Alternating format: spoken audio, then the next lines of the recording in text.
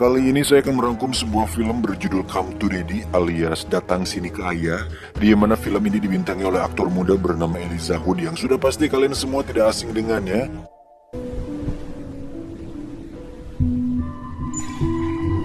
Kisah akan berfokus pada seorang pemuda bernama Norval, di mana dia baru saja turun dari bus untuk menemui sang ayah yang belum ditemuinya sejak kecil. Norval pun berjalan menyusuri hutan dengan pohon-pohon tinggi di sekitarnya. Sampai tiba di pantai, akhirnya kita akan melihat sebuah rumah di teluk, yang mana itu adalah tempat tinggal sang ayah. Saat membuka pintu, akhirnya muncullah sang ayah, di mana Norval mengatakan bahwa dia datang sesuai surat yang dikirim oleh ayahnya tersebut. It's me. Norval. Saat sedang merapikan baju di kamarnya, sang ayah pun mengajak Norval berfoto bersama agar nanti bisa ditunjukkan kepada sang ibu di kota. Oh iya, sedikit catatan bahwa ayah dan ibunya sudah bercerai sejak lama tapi masih berhubungan baik, dan alasan Norval datang ke sini adalah untuk menjalin silaturahmi antar ayah dan anak. Ketika berfoto, sang ayah pun ingin agar dirinya yang mengambil foto, namun hal yang tak diinginkan terjadi ketika iPhone-nya tak sengaja terjatuh ke bawah yang membuat iPhone berlapis emasnya hancur dan musnah begitu saja. Entah disengaja atau tidak, namun sang ayah nampak tidak suka dengan kedatangan Norval yang padahal dia sendirilah yang mengundang Norval untuk datang ke sana. Namun lagi-lagi sang ayah bertindak menyebalkan dengan melempar sebuah daging ke sebuah penggorengan.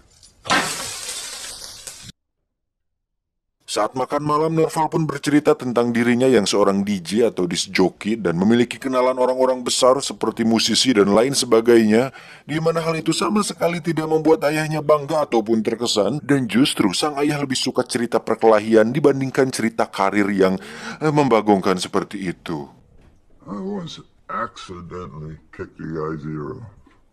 Singkat cerita, esok pun tiba. Norval pun akhirnya jujur dengan sikap ayahnya yang menyebalkan, di mana dia heran kenapa dia mengundangnya jika tidak suka dengan adanya Norval di sana. Dan dengan sedikit rasa menyesal, sang ayah pun meminta maaf karena mungkin dia sudah cukup lama tidak bertemu dengan orang lain atau menerima tamu di rumahnya. Kemudian untuk menyurut emosinya, dia pun mengajak Norval berenang bersama untuk menjalin kedekatan dengannya.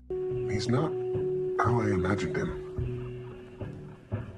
Dan saat berenang, Norval pun ancelup duluan, di mana Norval memejamkan mata sambil menikmati tenangnya air laut. Tapi tiba-tiba, ya, sebuah batu jatuh tepat di samping Norval, yang mana dia melihat sang ayah hanya ngajanteng saja di daratan. Entah dia sengaja atau hanya ingin iseng saja, namun hal itu cukup membahayakan. Merasa sudah tak tahan dengan sikapnya, Norval pun akhirnya kehilangan kesabaran dan mengatakan tentang betapa buruknya sosok sang ayah, di mana dia tega meninggalkan sang ibu dan dirinya waktu itu masih berusia 5 tahun dan pergi begitu saja tanpa ada kabar sedikit pun. Terjadilah perdebatan di antara mereka, di mana sang ayah tetap tidak mau mengalah dan justru mengatakan tentang Norval yang terlalu lemah dan berdandan seperti banci, seolah tak memiliki keberanian dan titit sama sekali. You dress like a woman, yeah? You dress like a cunt. Hal itu pun semakin meruncing tatkala sang ayah pergi ke dapur dan mengambil sebilah pisau daging, di mana emosinya nampak tidak stabil akibat kecanduan alkohol yang dideritanya, dan tiba-tiba sang ayah pun memegang dadanya lalu terjatuh dan meninggal karena serangan jantung. Nah lo. Norval pun menelpon ibunya untuk memintanya datang, namun sang ibu yang kebetulan sedang berada di luar kota pun menyuruh Norval untuk tenang dan menyelesaikan masalah itu secara mandiri dan secara laki-laki dan sendirian. Apa sih anjing? Balilol gini bangsa. Friday. Okay, I'll see you Friday. Dengan perasaan campur aduk antara rasa bersalah dan masih heran dengan sikapnya, Norval pun melalui malam dengan ngahuleng saja sampai polisi datang untuk memeriksa. Esoknya polisi pun memeriksa jasad sang ayah dan melihat bahwa kematiannya memang murni karena serangan jantung. Kemudian menyuruh Norval untuk menunggu sampai koroner datang untuk menjemput jasad sang ayah. Tak lama koroner pun datang untuk mengambil jasadnya, tapi karena di kota sedang terjadi banjir dan tempat penyimpanan mayat sedang penuh, sang petugas pun akan membawanya sebentar dan menyuntiknya dengan cairan pengawet, lalu akan kembali ke sini dan meminta Norval menjaga jasad sang ayah sampai banjir-banjir di kota benar-benar mereda. He'll be in a black bag. You won't have to look at him. Dan walaupun menolak mau tidak mau, Norval terpaksa harus melakukan itu demi sosok almarhum sang ayah.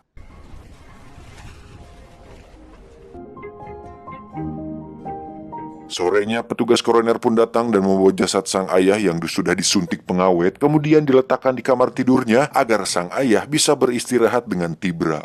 Singkat cerita, malam pun tiba. Norval pun mendengar suara aneh seperti rantai yang berasal dari saluran udara. Entah apa itu, tapi saat Norval pergi ke kamar ayahnya, dia melihat membungkus jasadnya sudah sedikit terbuka.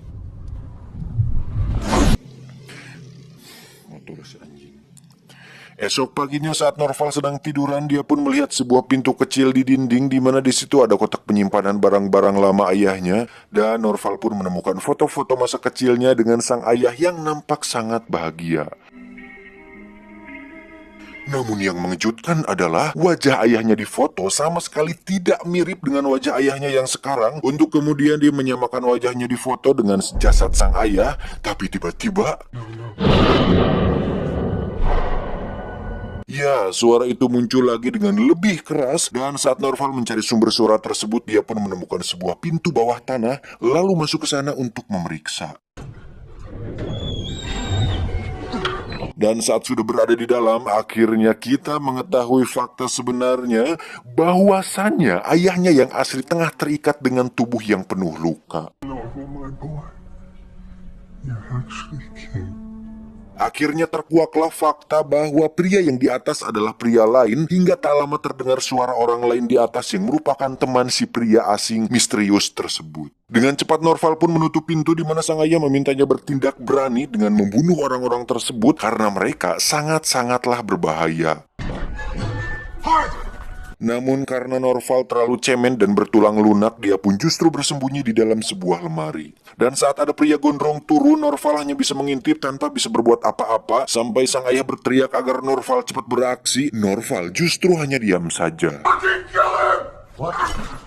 Dan dengan sedikit keberanian, Norval pun menyerang pria gondrong itu. Namun karena tenaganya setara cabe-cabean, Norval pun jatuh dan membiarkan pria gondrong itu kembali ke atas. Bodoh! Kesal karena temannya sudah meninggal, pria gondrong itu pun mengunci pintu bawah tanah dan berjanji akan kembali dengan satu temannya yang lain. Akhirnya sang ayah pun jujur bahwa mereka adalah teman-temannya, di mana dulu mereka melakukan kejahatan bersama dengan menculik seorang anak orang kaya. Namun saat uang tebusan sudah didapatkan, sang ayah mengambil uang itu untuk dirinya sendiri, sehingga membuat si pria gondrong dan teman-temannya yang lain yang serangan jantung itu marah besar. Dan yang mengejutkan adalah semua uang dan kehidupan mewah yang Norval dan ibunya rasakan selama ini tidak lain dan tidak bukan merupakan uang hasil kejahatan yang dilakukan oleh ayahnya tersebut. Nah loh, dan itu cukup mengharamkan. Tak ingin terus larut dalam kesedihan tidak berguna tersebut, sang ayah pun menyuruh Norval untuk melepaskan rantai dan borgolnya. Hingga saat mereka berhasil membuka pintu dan sampai di atas, Norval pun izin ke toilet karena ingin buang air besar, dan si anjingnya masih sempat-sempatnya pengen boker, bodol. Number one and number two. One. Be really fucking quick. Tak diduga ada temannya si gondrong sedang boker dan mendengarkan musik, di mana terjadi perkelahian di antara mereka berdua yang membuat ayahnya gregetan dengan aksi letoy anaknya si Norval ini. Namun saat Norval benar-benar terdesak, jiwa laki-laki dan brutal dalam dirinya pun mulai muncul, dan sebagai pemilik cincin Lord of the Ring, Norval pun mengambil sendok daging yang tajam sekali dan menusuk titiknya si botak, lalu membungkus wajahnya dengan plastik wrapping dan memukulnya hingga dia tewas saat itu juga. Dengan cepat mereka berdua pun kabur, tapi tak lama muncullah si gondrong dengan membawa sebuah panah berapi dan mengancam akan membunuh mereka berdua. Saat si gondrong lengah, sang ayah pun menyuruh Norval untuk masuk ke dalam bagasi mobil si gondrong agar dirinya bisa selamat. Dan saat si gondrong kembali ke mobil untuk pergi ke sebuah motel, Norval pun mendengar si gondrong tengah menelepon seorang wanita pengencot, di mana dia ingin melakukan satu sesi dalam rangka menghilangkan stresnya itu. I'm really stressed. Please. As soon as you can. Sampai di hotel, Norval pun menunggu sampai si gondrong masuk ke kamar, dan setelah dirasa sudah aman, dia pun keluar dan menghampiri si wanita pengencrot tersebut untuk memberitahunya bahwa pelanggannya tersebut merupakan seorang penjahat. Dirasa tak kenal dengan Norval, si wanita pun mengabaikannya dan langsung masuk ke kamar. Dan bukannya langsung membunuh si gondrong atau kembali kepada ayahnya, Norval justru pergi ke resepsionis dan memesan sebuah kamar untuk istirahat. Apa atuh anjing, sia lemah-lemah tuh. Namun karena semua kamar sudah penuh, Norval pun mengatakan bahwa ada seorang pelanggan yang mencurigakan sehingga si resepsionis memutuskan untuk memeriksanya. Dan saat semuanya sudah aman, Norval pun mengambil kunci kamar dan beberapa bon beserta dengan pakunya, kemudian membocorkan bon mobil si gondrong dan masuk ke dalam sebuah kamar. Saat masuk, pelanggan yang sedang melakukan pengencrotan pun dibuat terkejut dengan kemunculan Norval yang tiba-tiba, di mana mereka disuruh diam. Dan saat Norval masuk ke kamar si gondrong melalui pintu samping, si wanita pengencrot pun langsung menyergap Norval sehingga si gondrong bisa leluasa membunuhnya.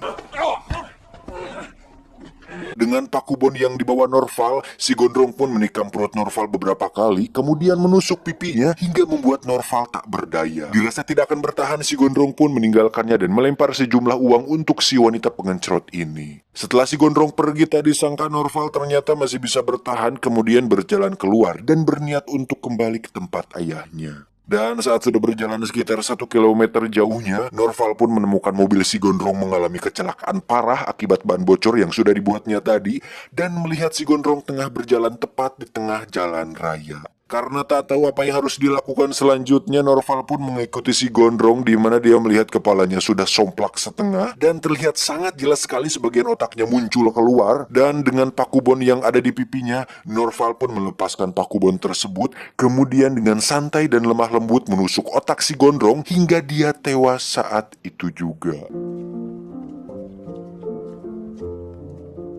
Dan setelah semua berakhir, Norval pun melanjutkan perjalanan menuju tempat ayahnya, di mana beliau sudah tewas karena mengalami infeksi akibat luka-lukanya yang sudah berhari-hari tidak diobati. Dan sambil membayangkan kebersamaan dirinya waktu kecil, mereka berdua pun tewas dalam kebahagiaan dan penuh rasa sakit.